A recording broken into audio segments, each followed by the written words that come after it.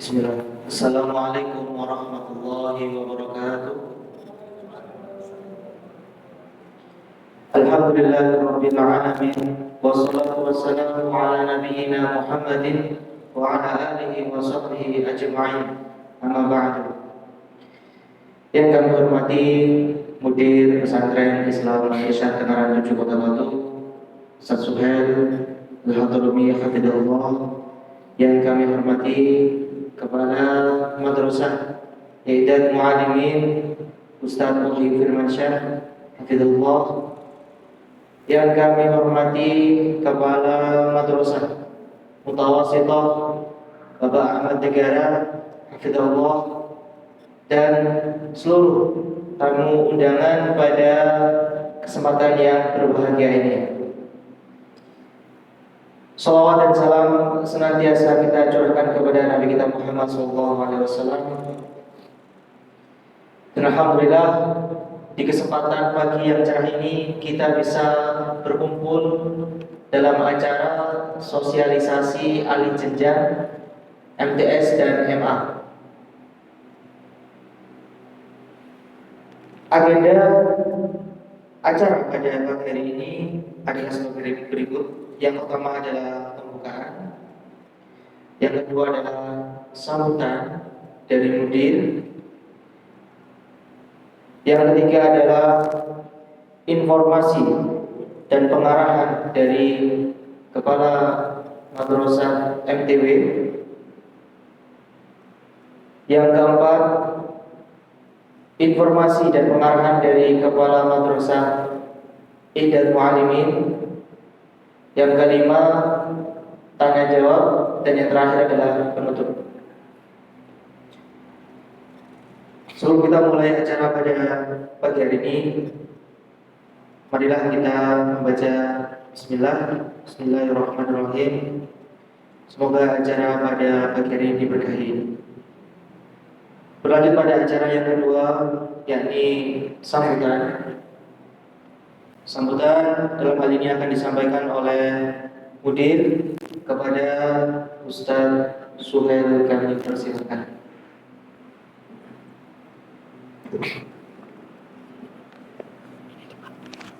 Bismillahirrahmanirrahim.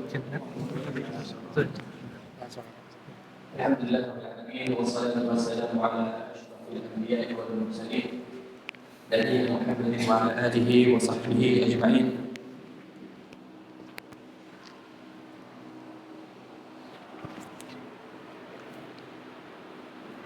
Allahumma 'allimna ma yanfa'una wanfa'na bima 'allamtana wa zidna 'ilman wa 'amalan ya rabbal 'alamin. Ahibati fillah, azani Allah wa iyyakum. Pertama-tama ana ucapkan jazakumullahu khairan kepada para jajaran yang sudah hadir pada hari ini, dan ana ucapkan jazakumullahu khairan kepada seluruh wali santri yang menyempatkan waktunya. Waktu yang sangat berharga, karena liburan itu 1 menit saja sangat berharga sekali. Pada acara sosialisasi alih jenjang dari kelas 9 ke kelas 10. Bukan dalam rangka promosi ini ya, tapi ini dalam rangka sosialisasi alih jenjang dari kelas 9 ke kelas 10.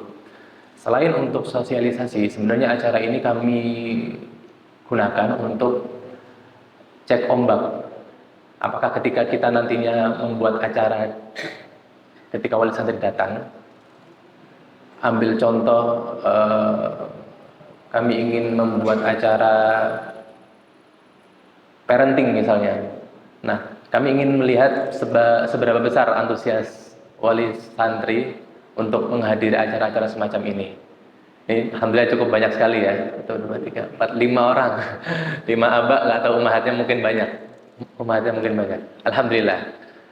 Tapi nggak apa-apa, karena ada rekaman juga, nanti yang belum hadir bisa mendengarkan di rumah.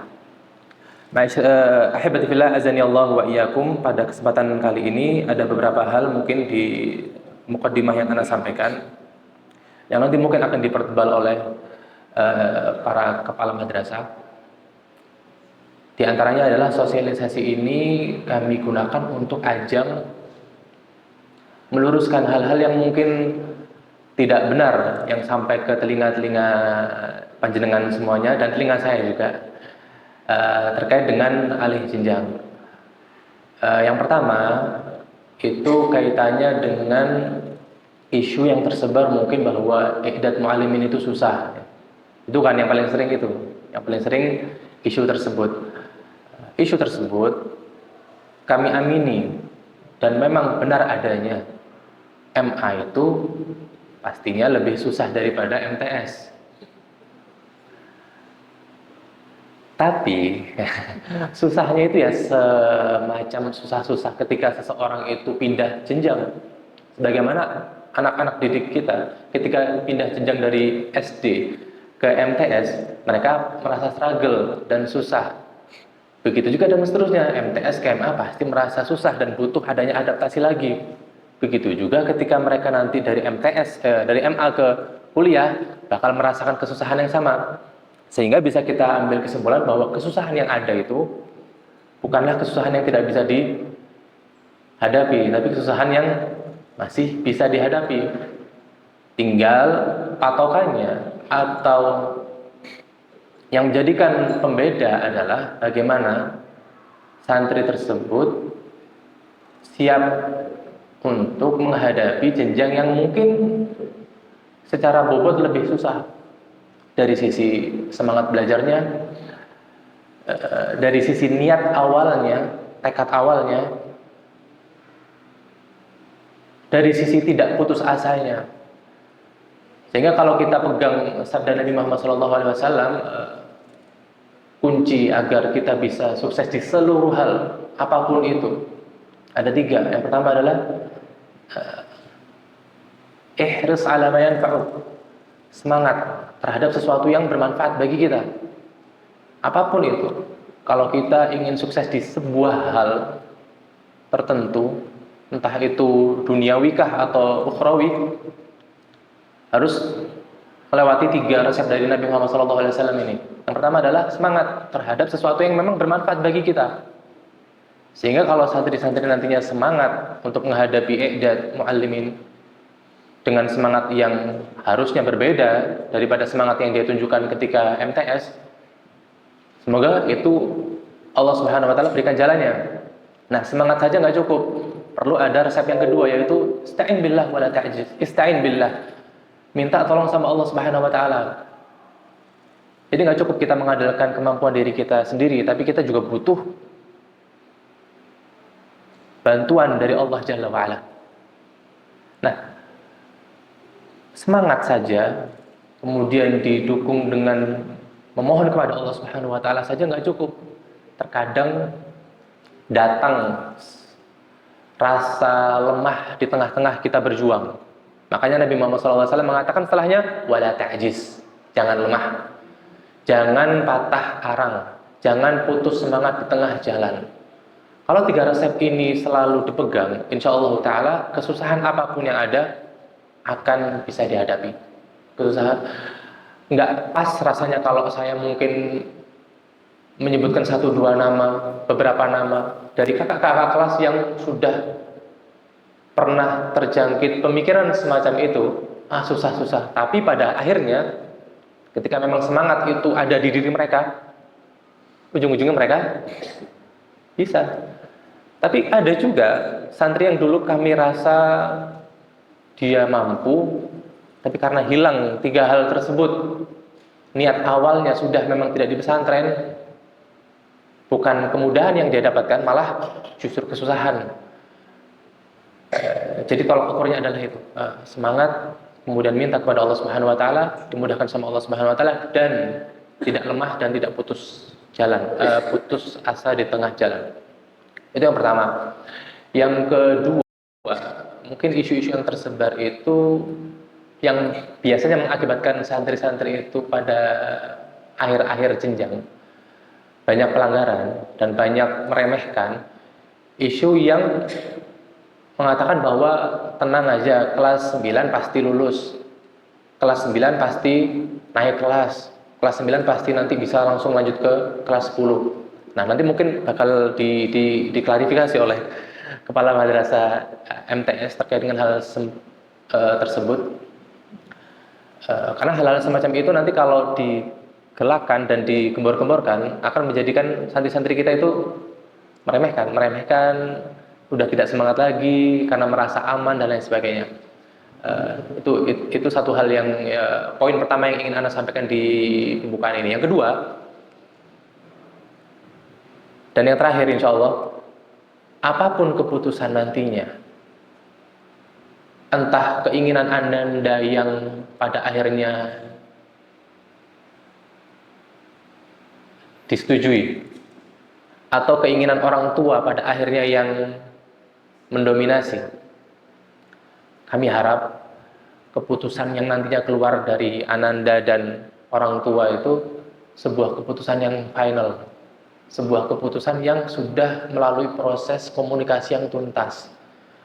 Kenapa? Karena kami khawatir ketika komunikasi itu tidak tuntas, pada kenyataannya ketika nanti dia lanjut, semangat tidak ada. Kalau semangat sudah tidak ada, pasti doa pun sudah malas, sudah pasti lemah, tidak akan ada daya dan upaya untuk menjalani jenjang berikutnya. Kalaupun bisa secara akademik, biasanya terkendala dari sisi suluk atau sikap, mulai banyaknya pelanggaran. Karena apa ya? Karena mungkin dari sisi santri ngerasa mungkin ini adalah cara satu-satunya bagi saya agar didengar oleh orang tua. Makanya kami berharap di momen semacam ini, apapun keputusan nantinya, entah aba dan umahat yang mendominasi Ananda atau Ananda yang diberikan kebebasan, kedua keputusan tersebut kami harap telah tuntas komunikasinya, sehingga ketika Ananda yang diturutin, Ananda harus konsekuensi dengan apa yang dia inginkan. Ketika orang tua yang akhirnya memutuskan, Ananda harus legowo. Itu yang kami harapkan agar tidak terjadi hal-hal yang tidak diinginkan ke depannya. Mungkin itu saja yang bisa saya sampaikan di mukaddimah kali ini. Semoga bermanfaat dan semoga apapun nanti yang diputuskan oleh jenengan semuanya dan Ananda bisa menjadikan anak-anak kita semuanya itu mencapai potensi terbaik mereka dan bisa sukses dunia dan akhirat. Amin ya rabbal alamin. Hada wa sallallahu ala nabiyina Muhammad wa ala alihi wa sahbihi wa sallam.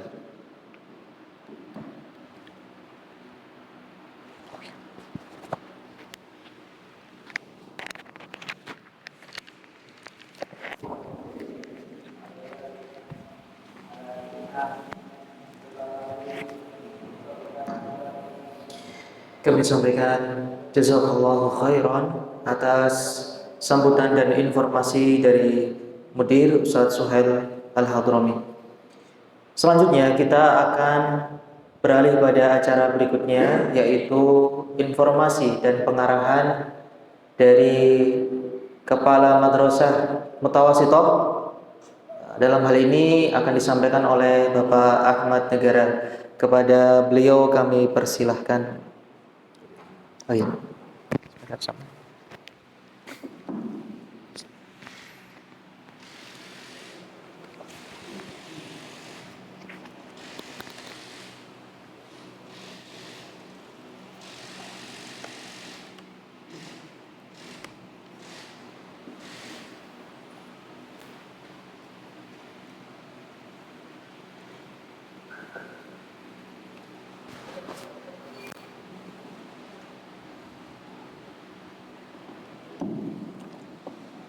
Bismillahirrahmanirrahim.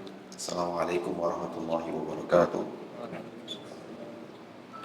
Alhamdulillah, wassalatu wassalamu ala rasulillah wa ba'd. Yang kami hormati Mudir Pesantren Al-Irsyad Tenggara Tujuh Kota Batu, yang kami hormati Kepala Madrasah Aliyah, serta yang kami hormati para wali santri, wali siswa kelas 9. Alhamdulillah, di kesempatan kali ini kita bisa duduk bareng, bertatap muka langsung. Yang kemarin-kemarin kita hanya bisa Zoom saja, sekarang kita sudah bisa bertatap muka. Alhamdulillah, di kesempatan kali ini Anda mungkin tidak banyak menyampaikan, terkait dengan alih jenjang kelas 9, karena pada dasarnya Ananda kelas 9 dan sebentar lagi akan beranjak ke jenjang pendidikan berikutnya. Sebelumnya, Ana ucapkan jazakallahu khairan kepada para wali santri, wali siswa kelas 9 yang telah memberikan atau menitipkan Ananda di madrasah kami yang luar biasa. Ananda sangat berkontribusi sekali di kelas 9 dengan hiruk pikuknya di sana, tapi secara keseluruhan Ananda sudah menempuh pendidikan di kelas 9 dengan baik. Berikutnya, Bapak Ibu sekalian, ini kami di madrasah hanya menyampaikan sedikit sarannya berkaitan dengan syarat kelulusan untuk kelas 9 sebelum nanti Ananda alih jenjang ke jenjang pendidikan berikutnya. Yang pertama, Bapak Ibu sekalian, berkaitan dengan syarat umum dulu untuk kenaikan kelas. Yang pertama, Ananda nanti di kelas 9 menyelesaikan seluruh program pembelajaran. Diharapkan dari kelas 7, kelas 8, kelas 9 Ananda sudah menyelesaikan program dari pembelajaran di madrasah kita. Berikutnya memperoleh nilai minimal KKM di seluruh mata pelajaran. Jadi ini untuk kenaikan kelasnya diharapkan nanti nilainya tidak ada yang tertinggal di satu mapel apapun. Kemudian alfa maksimal ya, ini 5% dari jam pelajaran per semester. Dan insya Allah hanya beberapa siswa saja di kelas 9 yang saya dapat laporan dari wali kelasnya yang terkendala berkaitan dengan alfa. Kemudian untuk suluknya, ya ini dari segi sikapnya, ya kalau bisa poinnya jangan gede-gede lah bahasa simpelnya. Ya. Jadi kalau bisa Ananda untuk poinnya dari kepengasuhan maupun dari madrasah tidak terlalu besar. Berikutnya, menyelesaikan hafalan juz 28 sesuai dengan target dan program kita yang ada di madrasah. Rumusan penilaiannya di semester 6 ini 1 kali semester ganjil plus 2 kali di semester genap. Jadi nanti Ananda diharapkan sebelum lulus Ananda minimal sudah hafal juz di 28 ini. Jadi diharapkan Ananda dipantau terus, apalagi waktu liburan ini Bapak Ibu minta tolong hafalannya jangan berkurang, kalau bisa terus bertambah hafalannya. Ini syarat umum di kenaikan kelas. Berikutnya nanti Ananda juga yang notabene tinggal 6 bulan ini, Januari, Februari, dan seterusnya sampai nanti di bulan Juni, Ananda akan menghadapi beberapa ujian. Yang pertama ada ujian madrasah, yakni ujian yang diselenggarakan oleh Kementerian Agama yang diharapkan nanti Ananda bisa lulus di ujian ini, di ujian madrasah. Kemudian ini Bapak Ibu yang menentukan adalah ketika akan naik atau alih jenjang ke jenjang berikutnya, lulus ujian pesantren Bapak Ibu sekalian. Untuk rumusan nilainya rata-rata nilai dari semester 1 sampai di semester 6. Jadi seperti yang dikatakan oleh mudir kita, ini menjadi kami tekankan, yakni Ananda diusahakan harus lulus ujian pesantren sebelum nanti masuk ke jenjang MA yang ada di sini. Jadi gambarannya sudah dapat Bapak Ibu ya. Jadi nanti ketika sudah lulus UM, kemudian nanti mau masuk ke MA, maka harus lulus ujian pesantren. Ujian pesantren ini nanti banyak juga untuk materi-materinya yang notabene sudah dipelajari dari kelas 7 sampai di kelas 9 kemudian diujikan. Bagaimana jika nanti nilainya masih kurang, akan ada remedial juga nanti Bapak Ibu sekalian di ujian pesantrennya. Kemudian yang terakhir, yakni Ananda, yakni program baru juga dari pemerintah kita, mengikuti tes kemampuan akademik, ya ada TKA.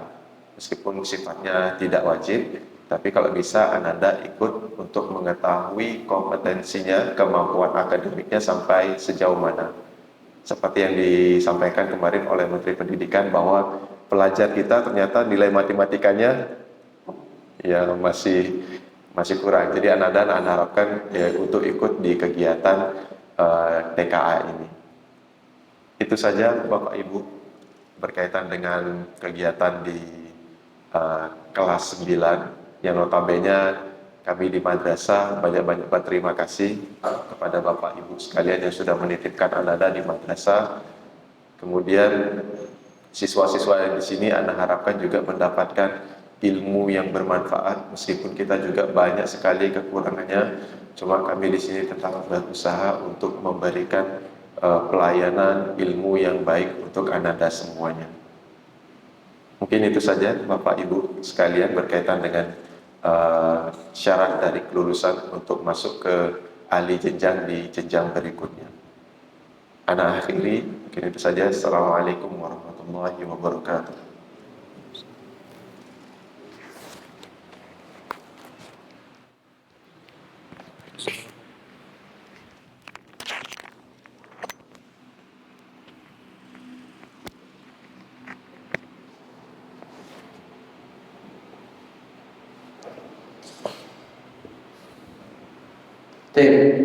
Jazakallahu khairan atas informasi dan pengarahan dari Bapak Ahmad Negara.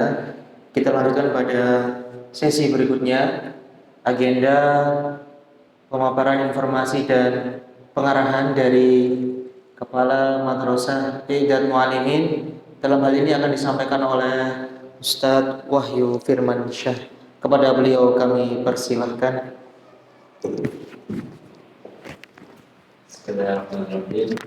Assalamualaikum warahmatullahi wabarakatuh. Alhamdulillah wassalatu wassalamu ala man la nabiyya ba'da. Asyhadu an la ilaha illallah wahdahu la syarika lah wa asyhadu anna Muhammadan abduhu wa rasuluh.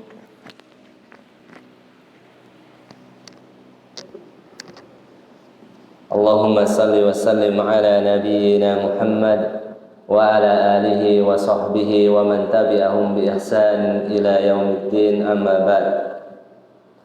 Alhamdulillah, kita bersyukur kepada Allah Subhanahu wa taala yang dimana di tempat yang dimuliakan oleh Allah Subhanahu wa taala kita bersama-sama sedikit memberikan informasi terkait selayang pandang I'dad Mu'allimin atau disebut dengan Madrasah Aliyah yang berada di naungan pesantren Al-Irsad Tengaran 7 Kota Batu.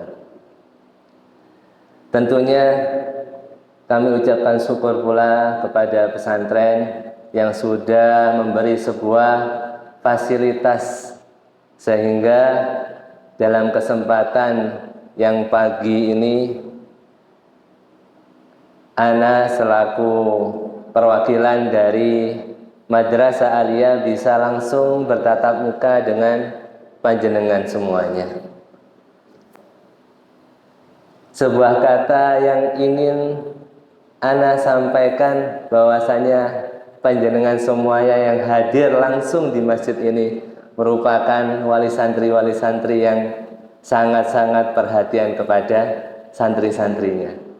Sehingga dengan pilihan untuk menghadiri ini, dengan tadi disampaikan bahwa yang harusnya 1 menit itu berharga, mungkin saya nanti lebih cepat atau kalau enggak semoga bisa dipahami. Baik. Terkait pengenalan jenjang I'dad Mu'allimin, mungkin kita masuk ke sejarah. Ya, mungkin beberapa para wali santri sudah mengenal. Ya, I'dad Mu'allimin itu baru beroperasi secara normal atau secara legalitas Kemenak ya di tahun 2021. Kemudian tahun 2022 ya kita mendapatkan legalitas dari Kemendikbud ya. Kemudian di tahun 2024, alhamdulillah baru tahun kemarin ya, karena pengajuannya sudah lama tapi baru diakreditasi tahun kemarin. Alhamdulillah memang mendapatkan akreditasi A, dan ini beban berat kita yang ada di madrasah karena baru akreditasi sudah A. Ya. Bukan kita terbaik, enggak, Ini justru kalau saya itu malah beban. Ya. Meskipun nanti fungsi akreditasi A ini berdampak kepada alumni-alumni kita, ya, sehingga di tahun kemarin ya alumni-alumni kita ya yang melanjutkan studi PTN itu jumlahnya meningkat di angka 20 lebih, yang sebelumnya hanya kisaran 8 atau berapa yang jalur UTBK prestasi. Ada pun jalur-jalur yang lainnya ya memang lebih banyak lagi ya. Tapi mungkin ada pertanyaan, Dok, Ustaz, kok akreditasinya A? Terus yang ke agama yang mana, Ustaz? Nah, ini alhamdulillah pesantren mengupayakan di tahun 2025 sudah termuadalah dengan Madinah. Ya, berharap dari sisi wali santri yang ingin anaknya ke Madinah bisa tercapai, kemudian yang untuk ke umum bisa tercapai pula ya.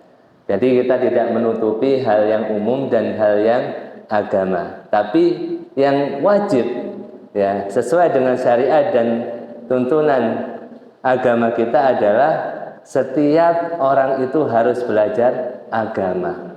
Mau itu nanti kuliahnya umum atau agama, tapi tetap harus belajar agama. Itu sekilas tentang beberapa gambaran. Kemudian yang selanjutnya terkait visi misi. Visi misi kita yang tertulis adalah unggul dalam bidang agama Islam, bahasa Arab dan berakhlak karimah. Memang visi ini ya kita tulis karena memang pada dasarnya kita menginginkan anak-anak kita itu kuat dalam 3 hal ini ya. Agamanya kuat, bahasa Arabnya kuat, kemudian bisa diaplikasikan ke akhlak dalam bentuk keseharian. Sehingga ketika masuk ke dalam misi, maka yang pertama kita ingin menyelenggarakan pendidikan madrasah itu berdasarkan Al-Quran dan As-Sunnah, tentunya sesuai dengan pemahaman salaful ummah, Ahlus Sunnah wal Jamaah, bukan pemahaman setiap orang. Kemudian yang kedua, menjadikan bahasa Arab sebagai bahasa pengantar dalam pembelajaran ilmu syariah dan bahasa Arab. Ya mungkin ini sebuah hal yang bisa dikatakan baru mungkin, atau yang kita amati itu kalau santri-santri sudah masuk Idat Malimin ya, kalau anak-anak jenengan yang hadir kayaknya sudah bisa mengikuti ya dengan bahasa Arab, pengantarnya dan seterusnya. Tapi yang kurang memang ada kesusahan. Karena nanti di Idat Malimin itu bahasa pengantarnya lebih dominan bahasa Arabnya dibanding bahasa Indonesianya. Tapi itu kembali ke personal dan guru dan siswa. Terkadang guru juga melihat, oh ini dilihat kok santrinya nggak paham, akhirnya diterjemahkan dan seterusnya. Ya. Baik. Kemudian yang ketiga, ya, membina siswa untuk unggul dalam prestasi akademis di taraf nasional maupun internasional. Ya, ini tentunya kita selaku guru atau selaku wali santri mungkin ya ingin unggul di taraf nasional dan internasional dan beberapa prestasi akademis. Kenapa di sini hanya tertulis akademis? Non akademisnya gimana, Ustaz? Ya. Mungkin kalau kita melihat ya, hal-hal yang sifatnya non akademis, khususnya di Idat Mu'allimin itu sudah tercover dengan kepengasuhan. Jadi di kepengasuhan itu banyak sekali kegiatan-kegiatan yang sifatnya non akademis, sehingga kita yang ada di madrasah ya, hanya membantu dari sisi akademis, dan sisi non akademisnya sifatnya parsial saja atau momentum saja. Kemudian yang selanjutnya dari misi yang terakhir, yaitu menumbuh kembangkan perilaku siswa yang berakhlak karimah yang tercermin dalam 3 ya. Jadi siswa kita harap kalau ketemu bisa sapa, kemudian salam, dan bisa santun dalam bertemu. Ya, mungkin kurang, harus 5S ya. Saya berharap 3S ini sudah jalan, nanti kita bisa membreakdown lagi misi yang ada. Sebenarnya misi ini ada sekitar 8 atau lebih, cuman saya ringkas saja ya. Mungkin itu gambaran dari visi misi yang ada di I'dad Mu'allimin. Kemudian yang selanjutnya ya, ini ada sebuah struktur organisasi tidak jauh berbeda seperti halnya di MTS, ada kepala, ada wakil ya, kepala, kemudian ada kepala tata usaha ya. Kemudian yang selanjutnya sebagai pengenal siapa saja yang akan mengajar di I'dad Mu'allimin ya. Ini ada sedikit gambaran saja. Total guru kita itu sekitar 26 ya. Alumni dari luar negeri ya, Timur Tengah dan seterusnya ya, itu sekitar ada 16, sedangkan dalam negeri ada 10. Ya, yang S2 ya itu ada 3, yang S1 ada 23. Baik, itu sekilas tentang pendidik yang ada di I'dad Mu'allimin.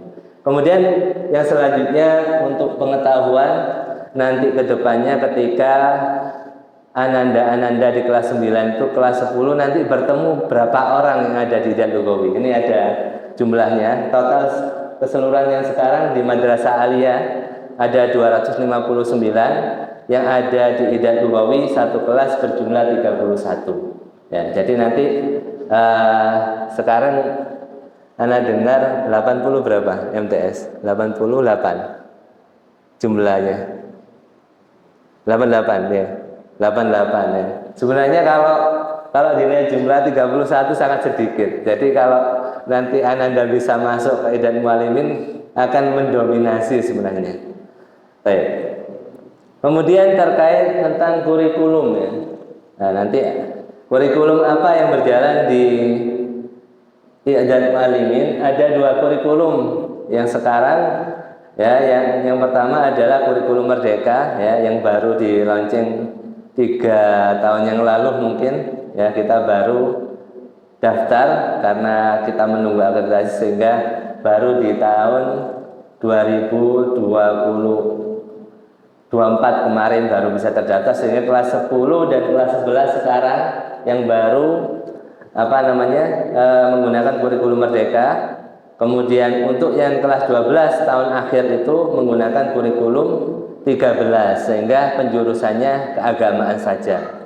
Sehingga kalau divalidasi dalam TKA untuk kelas 12 yang sekarang memang pelajarannya ya bahasa Arab ya, peminatannya sama pilihan. Pilihan itu bisa milih IPS ya, bukan IPS, sejarah, kemudian ada juga PKN atau mapel yang lainnya ya. Adapun kurikulum Merdeka untuk yang kelas 11 sekarang kita berupaya ya, semoga saja nanti di tahun mendatang itu bisa benar-benar bisa memfasilitasi dengan baik. Kalau yang kelas 11 sekarang sudah ada pembelajaran peminatan yang sifatnya fisika ya.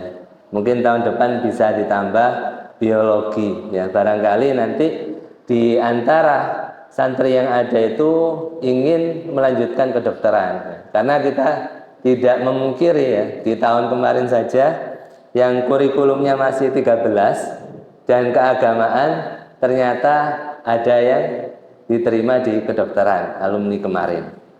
Maka kita juga harus menyiapkan tentang kurikulum itu. Baik.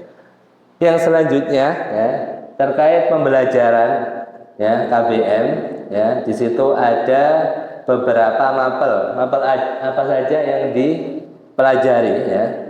Jadi di I'dad Mu'allimin ada yang namanya ilmu bahasa, ilmu pendidikan, dan ilmu syariah dalam syariat itu. Ilmu bahasa ya, Ananda akan belajar takbir, nahwu, kemudian balaghah, muthala'ah, dan adab khusus ya. Khususnya balaghah dan adab khusus akan mereka pelajari di tingkat kelas 11, bukan kelas 10. Jadi kelas 10 itu materinya masih tidak sebanyak kelas 11 dan kelas 12. Ya, memang kita sengaja seperti itu biar masa transisi itu lebih mudah harapannya. Bukan malah langsung diperbanyak ya, seperti itu. Kemudian untuk ilmu pendidikan ada fiqh dakwah, ada turuqut tadris yaitu praktek mengajar, kemudian ada manahijul bahas, ya itu praktek untuk menulis, ya sebagai bentuk persiapan santri ketika perguruan tinggi, biar ketika dihadapi sebuah makalah nggak kaget, kan seperti itu. Ya, jadi untuk ilmu pendidikan ini hanya ada di kelas 11 dan kelas 12, kelas 10 masih belum ada.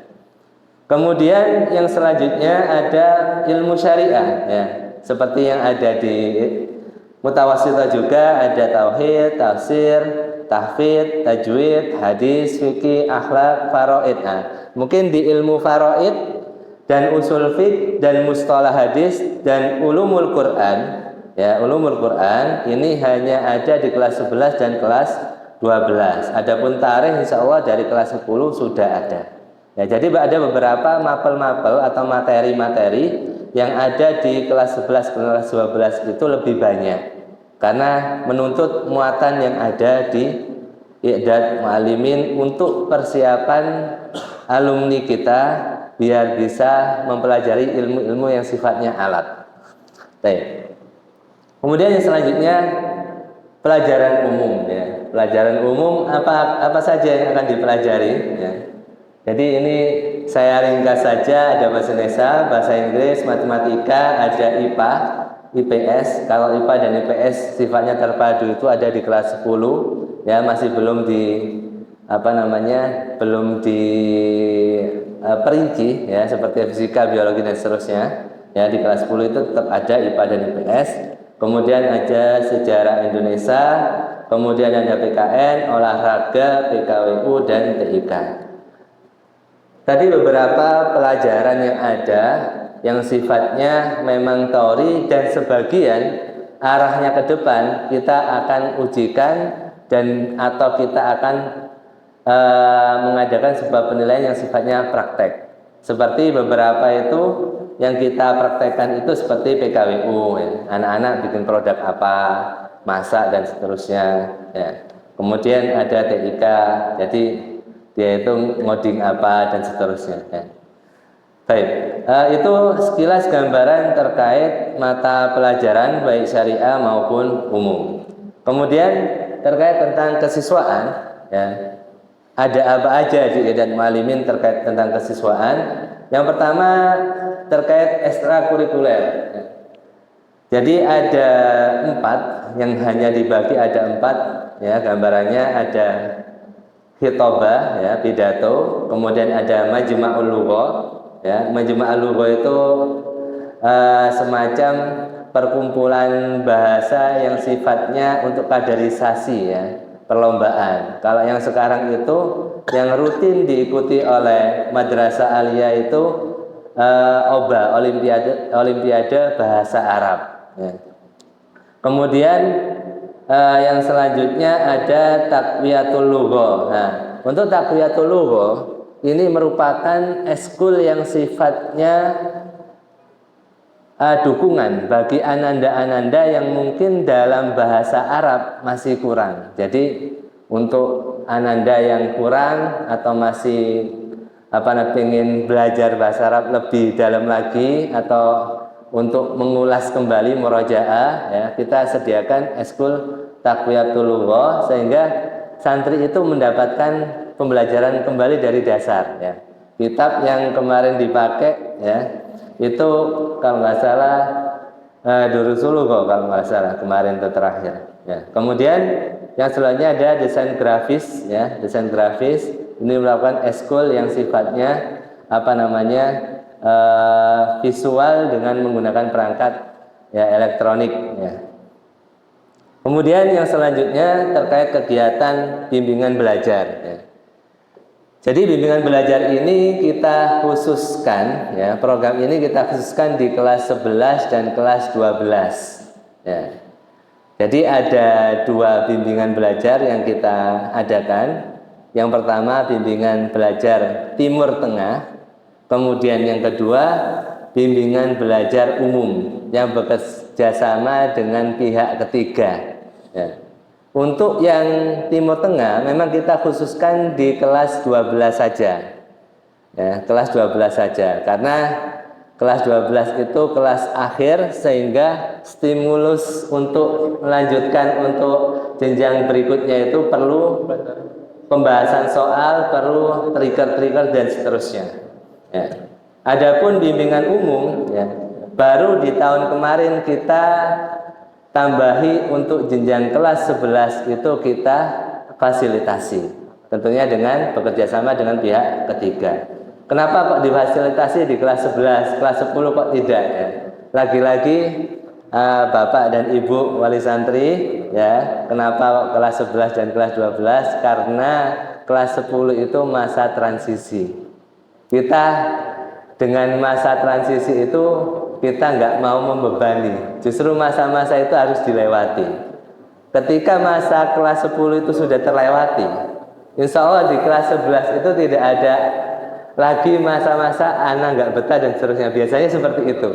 Memang sangat berat yang akan dijalani oleh wali santri nanti kalau kelas 10 melanjutkan itu, karena itu masanya kembali seperti di kelas 7. Nah, maka untuk bimbel ini kita khususkan di kelas 11 dan kelas 12. Kalau kelas 11 itu untuk persiapan TKA, ya, atau UTBK.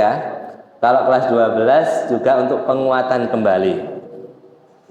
Yang terakhir insya Allah ta'ala terkait prestasi santri yang ada di Idat Malimin. Ya, jadi ada beberapa prestasi, ya, baik yang sifatnya akademis maupun non akademis. Meskipun tadi saya bahas dari awal akademis dan akademis, ya. Ini ada salah satu contoh prestasi OMI, ya. OMI itu Olimpiade Madrasah Indonesia, ya, yang diadakan oleh Kemenak. Alhamdulillah baru tahun kemarin kita ikutkan, ya. Alhamdulillah ada 2 santri kita dan dua-duanya itu alumni MTS. Dua-duanya itu alumni MTS dan dua-duanya langsung menjuarai 1 tingkat batu, ekonomi maupun matematika. Artinya ananda-ananda ini juga punya potensi. Bukan kita pikirkan, oh kalau dari MTS tidak bisa lanjut. Ini buktinya hasil dari MTS itu juga bisa melanjutkan di IM, bahkan berprestasi. Baik.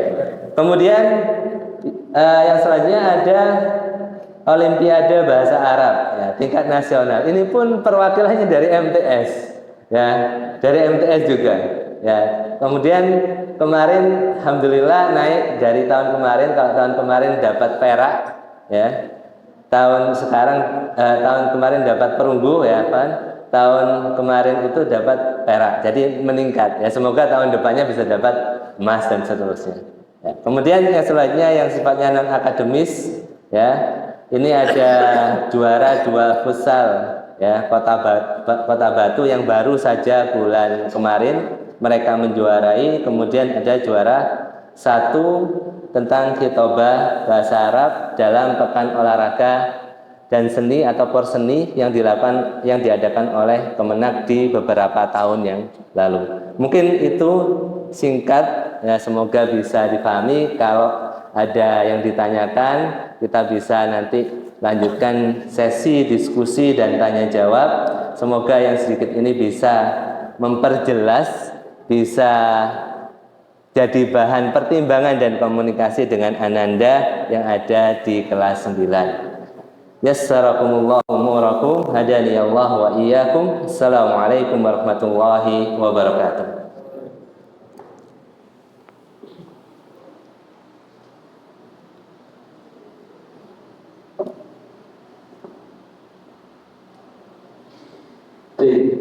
Jazakallahu khairan atas informasi dan pengarahan dari Ustaz Wahyu.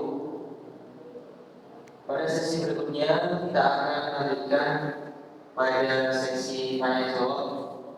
Nah, untuk tanya jawab ini akan berbagi. Jadi untuk apa kita sediakan mic yang ada di lantai bawah, ya. Nanti yang ingin bertanya bisa mendekat ke mic yang sudah disediakan. Adapun untuk umpamaan ini kami berikan fasilitas untuk tanya melalui grup, ya, nanti kita bacakan. Ini beberapa sudah masuk dari tanya umpamaan. Contoh yang akan bacakan.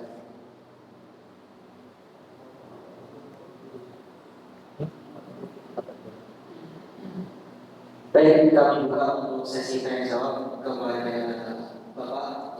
Silakan jika ingin bertanya. Ikut umat ini. Boleh. Jenjang apakah ada kebijakan pengelompokan peningkatan umum IPA TPS? Apakah ada jalur undangan untuk santri berprestasi ke PTN? Undangan itu kayak ini kan sama sih? Perlu divalidasi dulu. Jalur undangan sifatnya apa dulu? Assalamualaikum. Dari kami santri partai Abdurrahman ini terkait dengan kali jenjang ini. Kan kita kemarin melakukan pendaftaran melalui aplikasi. Iya. Itu harus divalidasi dulu. Di teman surat kemarin ada terkait fasilitas atau reward terkait apabila dapat 10% ya itu bisa dibebaskan dari pendaftaran. Terkait dengan adanya itu apakah ada SK atau pengumuman siapa saja yang bisa mendapatkan reward tersebut? Baik Bapak, insyaallah pertanyaannya. Jadi memang benar batas waktunya insyaallah pendaftaran melalui online ya, melalui portal itu sampai 20 Februari sampai 20 Februari itu pendaftarannya. Jadi nanti ada masa untuk diskusi pas liburan ini tujuh sama anaknya bisa dimanfaatkan. Itu bagi yang udah. Nilai suluk nanti 60-an ya? Apa? Dalam hari ini berapa nilai minimal suluk? Apakah nilai Suluk 60 kan? tapi udah di 70 kan ya. 60 kayaknya kalau MT. Iya. Yang MA juga masih 60. Kayaknya ya. Saya kata nanti. Jadi kita ranking dulu. Setelah itu, setelah mendapatkan ranking baru nanti kita akan berikan secara jamin begitu suratnya ke setiap nomor. Insyaallah seperti itu. Oke. Kemudian ini ada pertanyaan masuk dari Umar. Akan berjalan.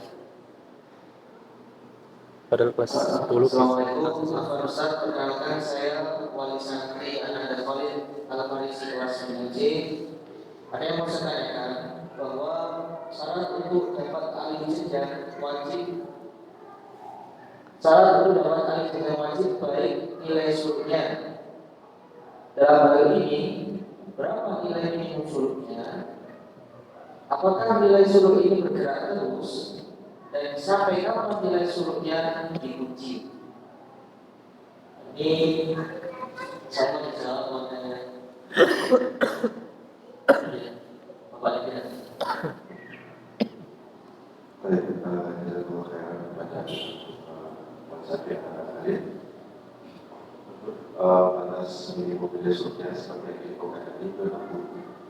Jadi terus berkaitan apakah nanti nilai suluk ini bergerak terus.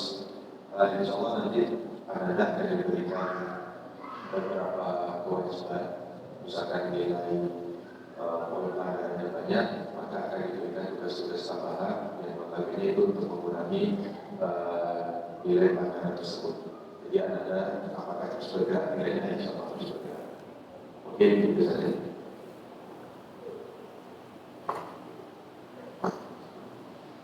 Iya, jadi singkatan juga untuk nilai suluk itu insya Allah nilai suluk akan terus bergerak itu dari pengasuhan. Biasanya momen-momen akhir ujian, akhir tahun begitu itu mau perpulangan akan diuji, waktunya lama, jadi akan terus bergerak. Berikutnya kepada Pak, silakan.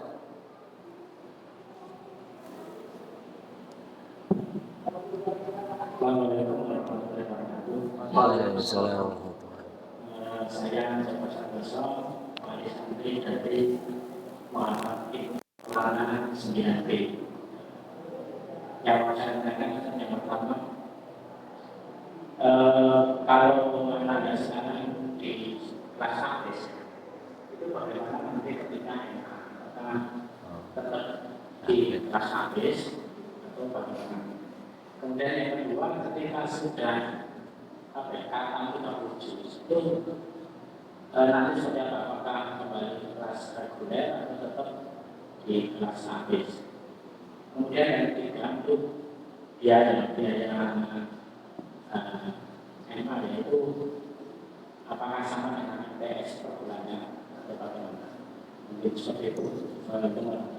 Assalamualaikum Kalau saya jawab ya, kalau Anda sedang diberikan ini, ketika Anda menjadi ke IM dan lanjut juga di akhir, tetap di akhir, dan ketika sudah sampai 37 selesai, ya tetap di sana. Karena semoga kedepannya ketika nanti ada yang 37 kita bisa arahkan untuk pengambilan sanad dan lain sebagainya.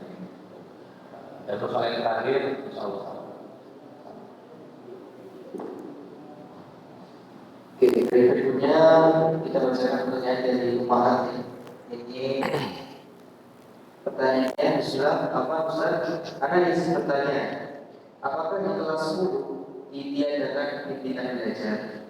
Padahal di kelas 10 itu masa transisi pelajaran yang dimana anak awal dalam memahami pelajaran yang baru, misal pelajaran kimia, fisika, yang spesifik, dan matematika. Dan kiranya anak-anak masih bingung arahnya. Mohon bantuan untuk anak-anak Ustaz untuk arahnya mau kemana dalam pertanyaan pelajaran. Dari Hadis kelas 9C.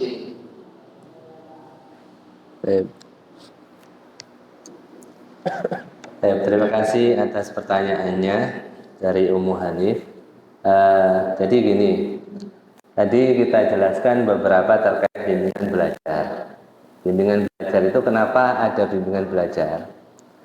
Karena ada sebuah tujuan yang jelas. Bahkan kalau kita lihat arah pendidikan kita, ketika ngambil umum dan ngambil agama, itu ditentukan di kelas 11, bukan di kelas 10. Artinya kita tidak mau nanti ke depannya seperti kisah-kisah yang ada di santri itu, ketika santri-santri itu pengennya umum di kelas 10, akhirnya nilai agamanya merah ya, banyak gitu loh. Jadi kelas 10 itu saya anggap masa transisi, tidak memberatkan mereka dengan kegiatan yang sifatnya akademis dulu, justru bahkan penguatan agama itu diperkuat di kelas 10.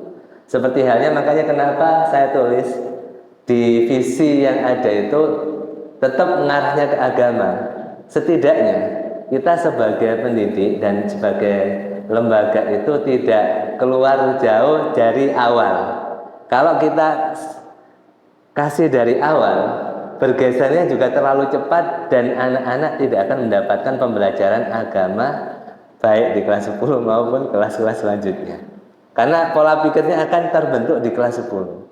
Nah, kenapa kelas 11 kita izinkan yang tahun yang lalu kita haramkan bahasanya? Kenapa? Karena ada program pemerintah TKA.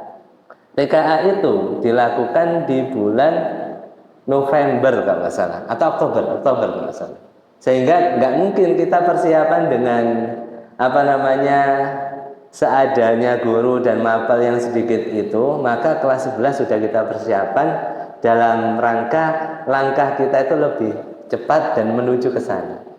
Jadi gini, Bapak Ibu, kalau kita yakini bahwa anak-anak santri P7 ini anak-anak yang sangat cerdas dan sangat pinter. Beda dengan santri-santri yang di luar ya. Mohon maaf, karena saya dulu itu ngajar di SMA luar. Bayangkan saja dengan persiapan 1 tahun, anak kita itu bisa meluluskan UTBK itu 20 sekian dari jumlah 40 yang ada. Kenapa kok bisa seperti itu? Karena santri 28 gitu. Jadi kenapa kok hanya kita persiapan 1 tahun? Kita takut bergeser tadi. Yang awalnya kita pengennya agama, memperkuat agama, bergesernya terlalu cepat, terlalu dini gitu loh. Sebenarnya kalau masalah kompetensi insya Allah sudah bisa semuanya sebenarnya. Karena anak-anak kita ini sudah terbiasa menghafal, biasa belajar. Apalagi yang di M itu Masya Allah, kalau belajar itu kelihatan gitu, kelihatan karena atmosfernya sangat bagus di Hidayat Mu'allimin tuh. Kelasnya juga benar-benar belajarnya itu ada yang mengajari, ada yang seperti ini dan seperti itu. Nah, kalau ini kita fasilitasi kelas 10, yang saya takutkan itu nanti terjadi. Karena beberapa kelas 11 saja, beberapa wali santri itu menghubungi ya dan chat gitu mengatakan, "Set, loh kenapa kok santri-santri kok kelas 11 sudah diarahkan ke umum?" Sebenarnya kita tidak mengarahkan, kita cuma memfasilitasi saja. Jadi harapan anak kelas 10 itu masa transisi, tidak diberatkan dengan titik seterusnya, dan kemudian di kurikulum kita IPA-nya yang ada di kelas 10 itu sifatnya masih terpadu, bukan spesifik ke fisika, biologi dan seterusnya, masih sifatnya terpadu seperti halnya di MTS. Di MTS itu IPA-nya masih terpadu, IPS-nya juga masih terpadu, begitu ya Ustaz ya. Nah, makanya kita jaga itu dulu. Kalau kelas 11 nanti kalau mau diadakan bimbel yang sifatnya menunjang dan memang persiapan, Ana yakin kalau Bapak Ibu yakin dengan potensi ananda-ananda yang ada ini, selama saya di MA itu ya saya yakinnya seperti itu, dan alhamdulillah Allah itu mentakdirkan yang terbaik. Sehingga yang tadinya wali santri pengen ke agama, anaknya itu tetap lurus di agama. Itu harapan kita. Gitu. Mungkin itu sedikit yang bisa saya jelaskan ya. Jazakumullah khairan. Baik. Berikutnya, Bapak ada yang mau bertanya lagi, silakan. Adik-adik. Ini ada pertanyaan Bapak juga dari grup tadi, ini saya bacakan. Sebentar.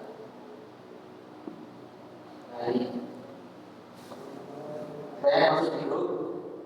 Assalamualaikum warahmatullahi wabarakatuh. Mungkin dia nggak paham. Untuk jenjang MA, apakah ada kebijakan pengelompokan peminatan umum IPA atau IPS? Itu yang pertama. Yang kedua, apakah ada jalur undangan untuk santri berprestasi ke PTN? Terima kasih Ustaz. Jazakumullah khairan.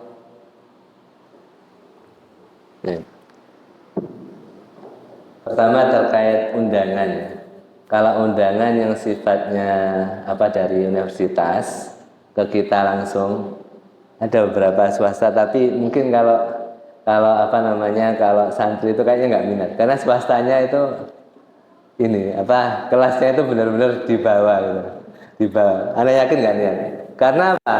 Kita lihat itu santri kita itu meskipun ya mereka nggak belajar umum, kalau sudah tingkat akhir itu tujuannya itu bukan swasta, ke PTN, gitu loh, ke PTN. Nah, maka kalau yang belum, kalau yang swasta sudah ada, cuman kita tidak sampaikan karena santri itu anak yakin nggak minat, karena sudah ngelihat PTN aja, ketika kelasnya itu ke bawah, anak nggak mau gitu.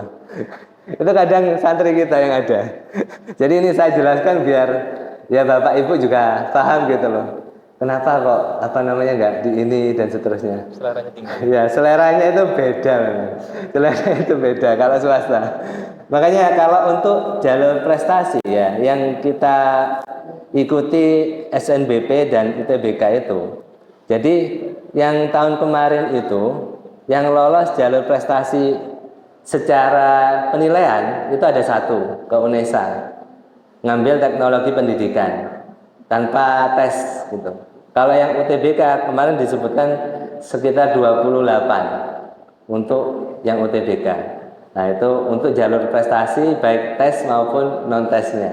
Kalau biasanya universitas itu mengirimi undangan dan seterusnya, itu sepertinya kita harus ini saja kerjasama dulu atau bagaimana gitu. Biasanya ada sistem kerjasama yang dibangun dulu. Kemudian yang kedua terkait apa? IPS sama Pengelompokan ya.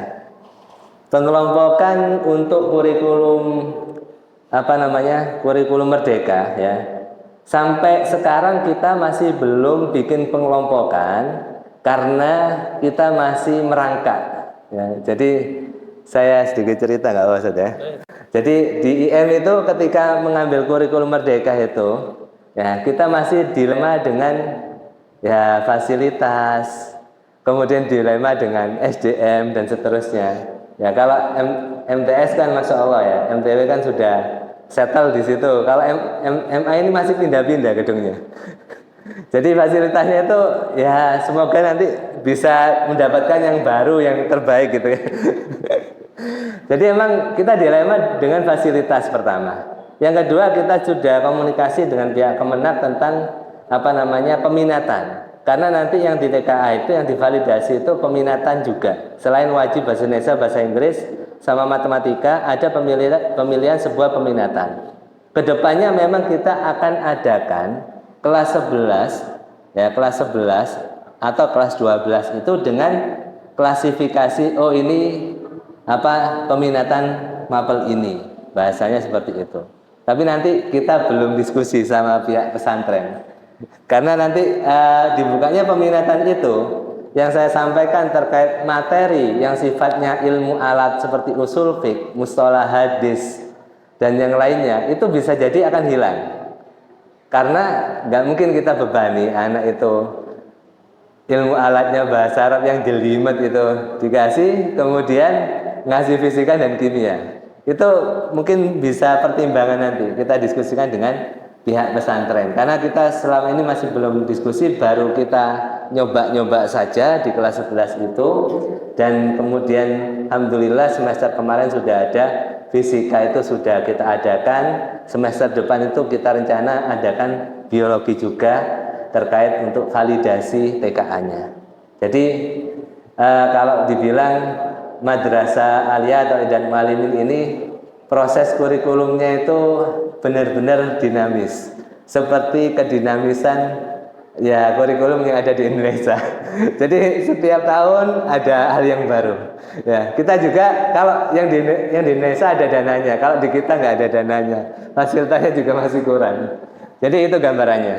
Kita jawab secara jujur apa adanya. Memang itu gambarannya yang ada di Idatul Muallimin, tapi kita tidak menutup mata, tetap kita berupaya untuk memfasilitasi ananda-ananda untuk selanjutnya, terutama untuk jenjang perguruan tinggi. Jadi mungkin itu.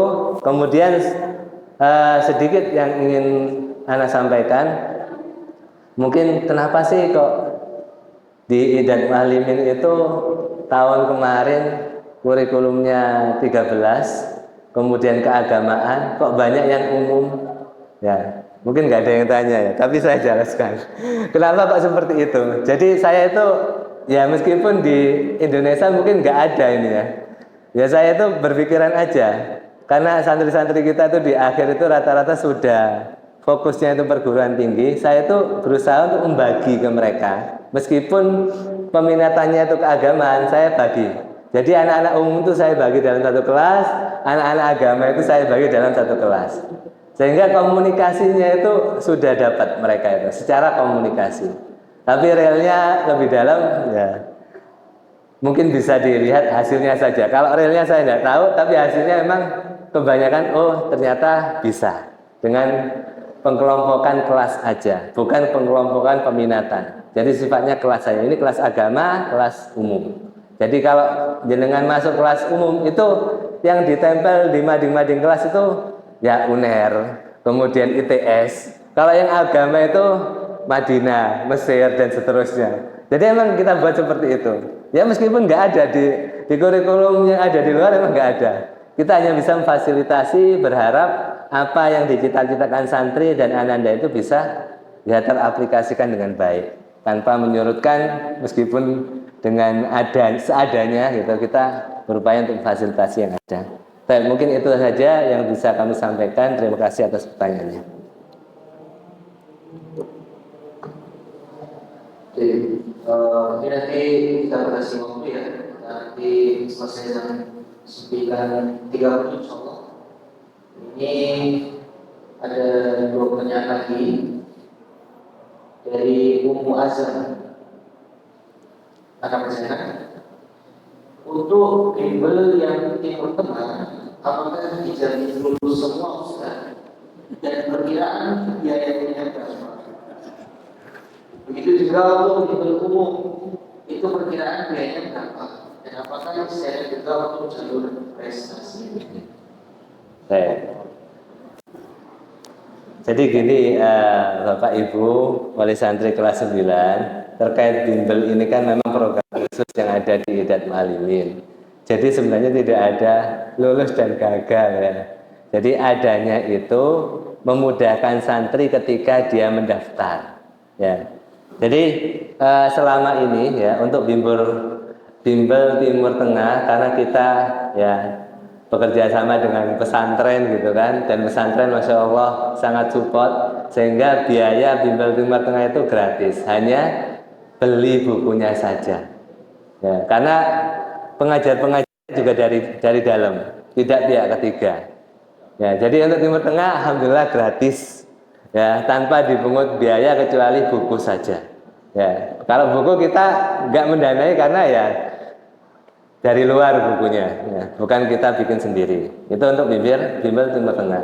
Adapun bimbel umum, selama beberapa tahun ini kita bekerja sama dengan pihak ketiga ya. Memang untuk pihak ketiga ini dengan berjalannya itu sangat mulus karena mudah untuk kita gerakkan. Jadi kita mau pengajarnya laki gitu ya, dikasih laki. Kita mau nggak ada musik dan seterusnya, nggak ada seperti itu. Kemudian juga dari ownernya memang juga belajar agama juga, sehingga memudahkan kita ya. Dan biayanya juga murah sebenarnya kalau dibanding bimbel-bimbel yang lainnya. Kenapa kita katakan murah? Karena di tahun ini tuh ada gejolak-gejolak dan seterusnya pembanding bimbel ya, karena di bimbel yang lain itu menawarkan dengan hal yang mahal ya. Mungkin kalau Bapak Ibu yang sudah kenal dengan nama bimbel mungkin ya ini nggak terkenal saat makanya murah dan seterusnya ya kan, mungkin gitu. Tapi kalau kita yang ada di lembaga itu, kita berpikirnya mengadakan bimbel itu berpikirnya biar santri-santri dan wali santri itu bisa menjangkau ya. Insya Allah biayanya itu dengan 50 pertemuan yang terakhir itu, 50 pertemuan itu sekitar 1.350.000 ya, masih di bawah SPP ya, masih di bawah SPP. Sampai sekarang untuk kelas 12 itu masih tersisa bimbelnya, karena dalam satu pekan itu pertemuannya kadang 3 kali, kadang 4 kali, kadang 2 kali, tergantung kesibukan mereka. Jadi fleksibilitasnya juga sangat tinggi juga untuk bimbel itu.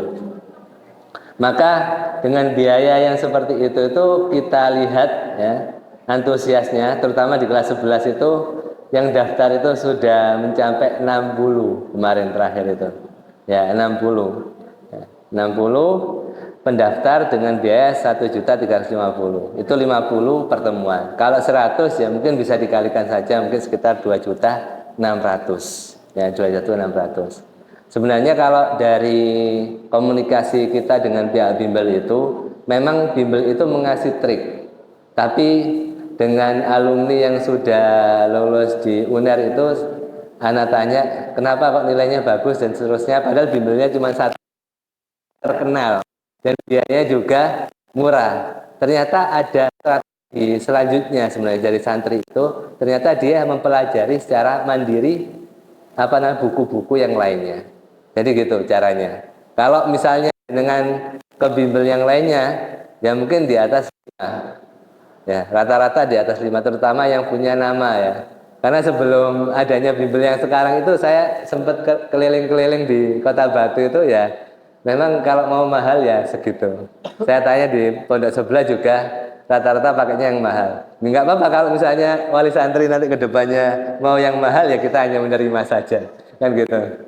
Tapi yang selama berjalan ini hanya bimbel yang sifatnya ya alhamdulillah bisa membantu, sangat membantu ya, dengan biaya yang seadanya dan antusias dan semangat dari Ananda.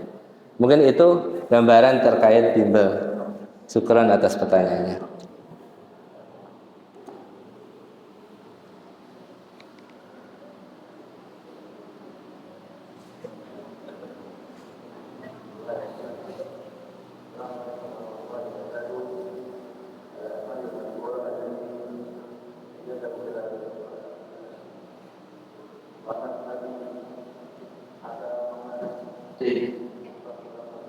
Berikutnya ini ada pertanyaan masuk juga, dan ini yang coba yang terakhir.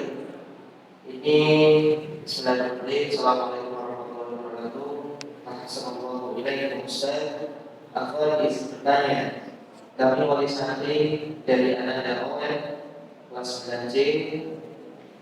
Bagi santri yang tidak masuk PKHTI, apakah ada fasilitas untuk dapat sertifikat tahfidz atau pengakuan atas pencapaian hafalannya? Mengingat sertifikat tersebut sebagai bukti yang mungkin diperlukan untuk melengkapi berkas untuk jenjang berikutnya atau melamar beasiswa perguruan tinggi khususnya kelas 12. Mohon bantuan dan arahannya Ustaz. Syukran jazakumullahu khairan wa barakallahu fikum. Baik, untuk sertifikat, walaupun Anda tidak masuk kelas PKHTI dan Anda telah selesai pada hafal tersebut, maka akan diberikan. Jadi tetap diberikan, kecuali Anda nanti mau hafalan baru, maka itu harus diuji. Tapi kalau untuk sertifikat yang sudah dihafal itu akan diberikan nanti dari kepengasuhan insyaallah. Begitu. Baik, mungkin itu pertanyaan-pertanyaan yang sempat kita jawab. Ya, alhamdulillah. Sudah berjalan pukul 9.30. Karena kira cukup acara kita pada kesempatan kali ini. Dari kami kurang lebihnya mohon maaf. Ana akhiri wassalamualaikum warahmatullahi wabarakatuh. Kita akhiri dengan doa kepada majelis.